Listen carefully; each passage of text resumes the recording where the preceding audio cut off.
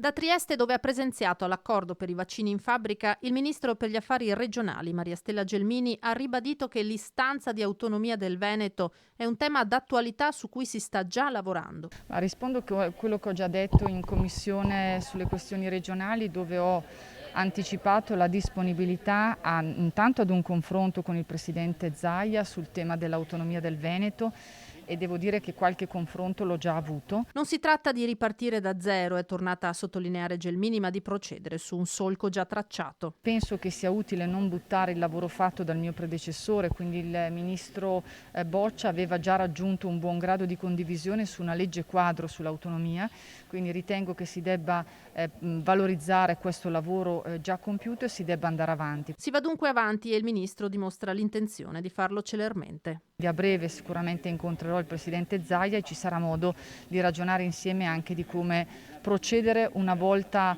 approvata questa legge quadro.